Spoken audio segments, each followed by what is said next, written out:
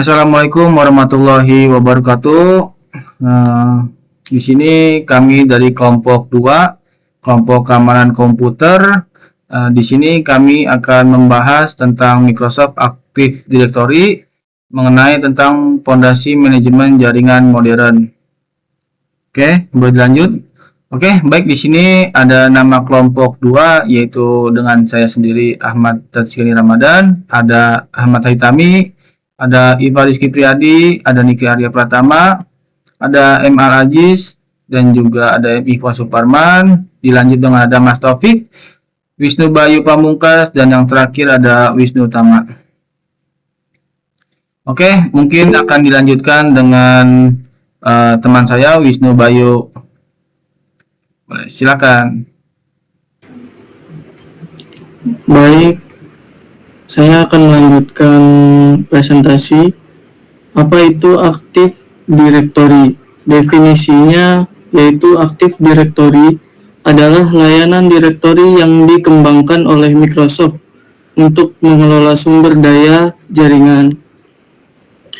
Contohnya komputer, pengguna, perangkat keras, dan berbagai jenis objek lainnya dalam sebuah lingkungan jaringan komputer. Active Directory berfungsi sebagai basis data yang menyimpan informasi penting mengenai sumber daya jaringan tersebut dan menyediakan layanan autentikasi dan otorisasi bagi pengguna dan perangkat di dalam jaringan. Secara keseluruhan, Active Directory membantu organisasi dalam mengelola dan mengatur infrastruktur IT mereka dengan cara yang efisien dan terpusat, serta menjaga keamanan dan kontrol akses di dalam jaringan. Selanjutnya, tujuan utamanya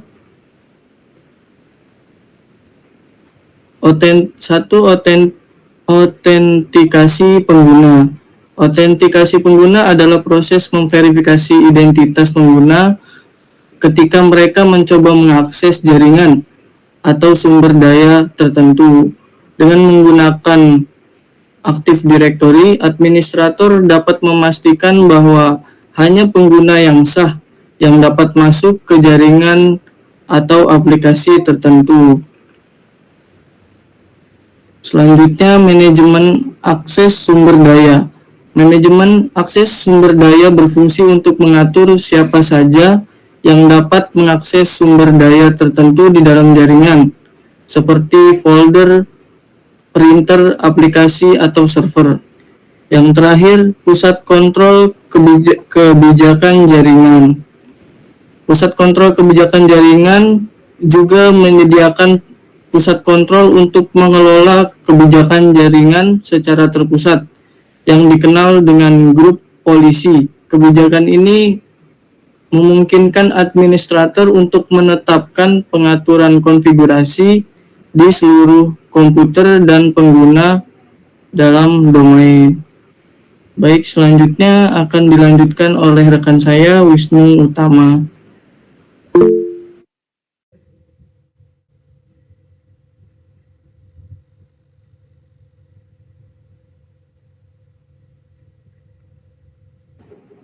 Baik, yang selanjutnya yaitu ada komponen utama Active Directory. Yang pertama itu ada domain, yaitu unit logis yang mengelompokkan objek, yaitu user, group, juga device. Lalu ada tree, yaitu kumpulan domain yang berbagi namespace yang sama. Lalu ada forest, yaitu kumpulan tree yang berbagi konfigurasi katalog global. Lalu ada organizational unit atau yang disingkat YOU, yaitu struktur untuk mengorganisasi objek dalam domain. Lalu ada global catalog, yaitu database yang menyimpan informasi semua objek dalam forest. Baik, di sini bisa dilihat gambar yang pertama itu ada domain, yaitu fungsinya menyediakan pengelolaan identitas dan kontrol akses pada objek-objek jaringan. Lalu fungsi tree itu mengatur domain dalam struktur hierarkis yang memungkinkan organisasi memiliki namespace yang konsisten dan saling terhubung. Lalu fungsi forest itu menyediakan batasan dalam hal skema dan konfigurasi untuk satu set domain, serta membentuk hubungan trust antara tree yang berbeda. Lalu ada organizational unit atau yang disingkat OU yang berfungsi mempercepat pencarian objek di seluruh forest dan memberikan skema. Selanjutnya, boleh?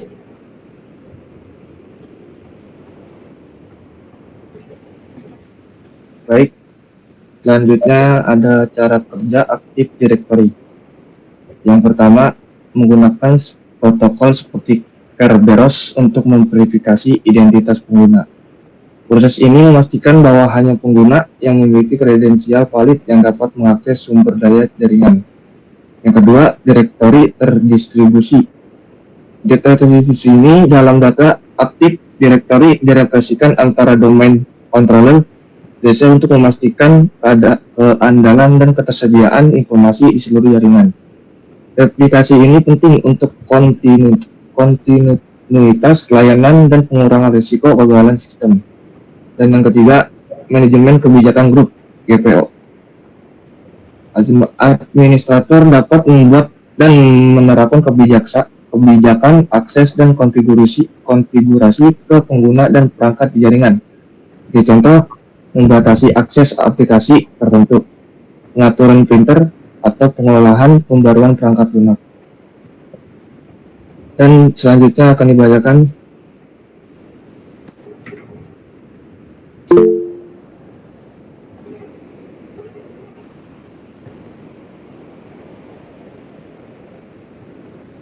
Oke, selanjutnya manfaat Activity Directory. Activity Directory memberikan manfaat besar, yaitu meliputi keamanan, mengelola akses secara terpusat dengan autentikasi yang kuat. Lalu efisiensi, mempermudah administrasi pengguna dengan perangkat serta replikasi otomatis. Yang terakhir, fleksibilitas. Cocok digunakan oleh organisasi berbagai skala dari kecil hingga besar. Lalu yang selanjutnya dilanjutkan oleh teman saya.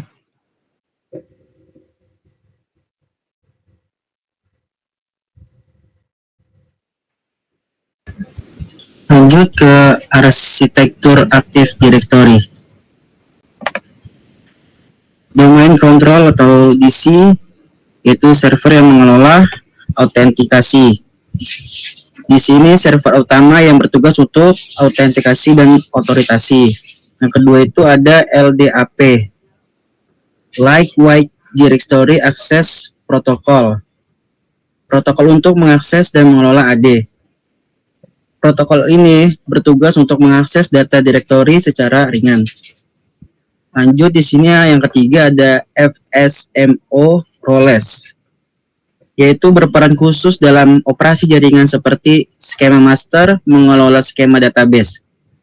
Domain naming master mengontrol namespace domain. Lalu di sini ada lagi PDC emulator untuk kompatibilitas dengan domain lama. Slide selanjutnya dilanjutkan oleh teman saya.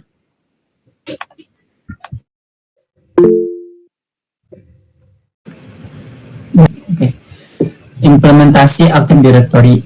Dalam implementasi Active Directory, langkah awal yang penting adalah perencanaan. Perencanaan meliputi yang pertama struktur domain dan OU atau Organizational Units. Yang pertama tentukan hierarki domain sesuai kebutuhan organisasi. Karena domain merupakan kerangka utama untuk pengelolaan pengguna perangkat dan sumber daya. Lalu menentukan kebijakan keamanan. Rencanakan kebijakan keamanan yang mencangkup kontrol akses, kata sandi, dan pembatasan pengguna. Pastikan juga kebijakan sesuai dengan kebutuhan dan risiko organisasi. Lalu langkah teknis utama dalam menginstal peran Active Directory Domain Service adalah yang pertama, instalasi meliputi konfigurasi awal seperti menyiapkan server, menjalankan perintah DC promo pada versi lama atau melalui server manager pada versi baru. Lalu menentukan nama domain yang sesuai.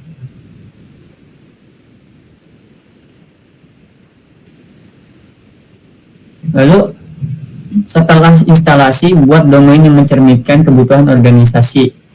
Buat OU untuk mengkelompokkan sumber daya seperti pengguna, grup, dan komputer berdasarkan fungsi. Lalu grup digunakan untuk memberikan izin akses ke sumber daya tertentu secara lebih efisien. Lalu penetapan kebijakan GPO. GPO atau Grup Policy Object digunakan untuk mengatur kebijakan keamanan dan konfigurasi sistem pada pengguna dan perangkat dalam domain. Contoh kebijakan yang dapat diterapkan adalah pengaturan kata sandi yang kompleks, membatasi akses aplikasi tertentu, dan mengkonfigurasi desktop atau pengaturan jaringan secara otomatis. Baik, untuk selanjutnya saya sarankan kepada teman saya.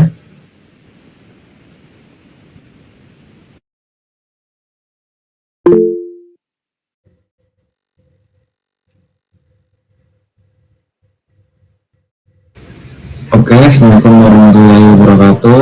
Saya sebelumnya ingin melanjutkan materi yang telah disampaikan oleh teman saya, yaitu Active Directory atau AD. Active Directory adalah layanan direktori yang dikembangkan oleh Microsoft untuk pengelolaan jaringan berbasis domain. Ada kemungkinan organisasi mengelola sumber daya jaringan secara terpusat, termasuk pengguna, perangkat, dan aplikasi. Keamanan Active Directory atau AD sangat penting untuk melindungi aset, jaringan, dan data sensitif organisasi. Sebagai pusat pengelolaan identitas dan akses, Active Directory sering menjadi target utama serangan cyber. Berikut adalah aspek keamanan dan langkah-langkah untuk melindungi Active Directory. Pertama, yaitu protokol dan teknologi keamanan. Kedua, manajemen akun dan hak akses. Ketiga, perlindungan domain controller atau DC. Keempat, kebijakan keamanan. Kelima, deteksi dan respon ancaman. Keenam, perlindungan terhadap serangan umum. Ketujuh, pemisahan lingkungan. Keamanan Active Directory adalah proses yang berkelanjutan dan membutuhkan pendekatan berlapis melalui kombinasi konfigurasi teknis, kebijakan organisasi, dan pemantauan aktif. Organisasi dapat memitigasi resiko terhadap ancaman keamanan pada Active Directory mereka. Sekian dari saya. Selanjutnya akan dilanjutkan oleh teman saya.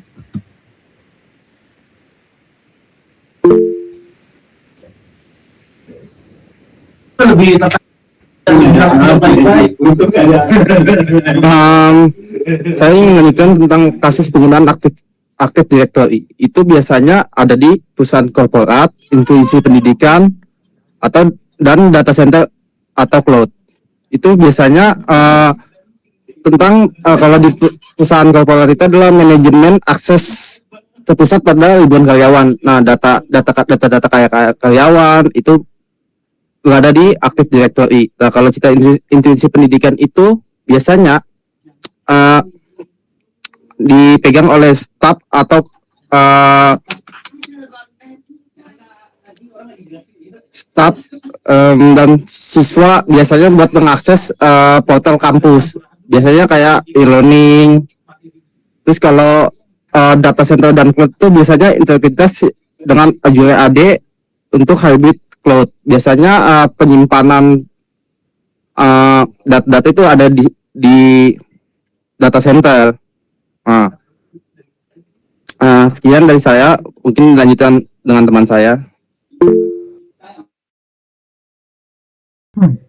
Oke, kesimpulan dari materi kita ini adalah yang pertama, Active Directory atau AD merupakan layanan direktori yang dikembangkan oleh Microsoft untuk mengolah sumber daya jaringan secara efisien dan aman. AD atau Active Directory memungkinkan autentikasi pengguna, manajemen akses, dan kontrol kebijakan jaringan dengan fitur utama seperti domain, forest, OU, tree, dan global catalog. Manfaatnya meliputi keamanan, efisiensi, dan fleksibilitas menjadikan fondasi penting untuk manajemen jaringan di berbagai skala organisasi. Yang telah disampaikan sebelumnya, Active Directory juga meliputi tentang susunan tata kelola di dalam sebuah organisasi yang meliputi ada domain, forest, dan juga ada OU juga di situ. Terus juga di Active Directory juga mencakup tentang manfaat-manfaatnya. Yang pertama tentang keamanan, fleksibilitas, dan lain-lain. Maka dari itu, setiap organisasi atau setiap institusi mungkin akan menerapkan kebijakan ini dikarenakan ada manfaat-manfaat yang mungkin bisa diterapkan pada institusi atau organisasi tersebut. Mungkin itu saja yang dapat kami sampaikan dari kelompok 2. Kurang lebihnya mohon maaf. Billahi taufiq wal hidayah. Wassalamualaikum warahmatullahi wabarakatuh. Waalaikumsalam.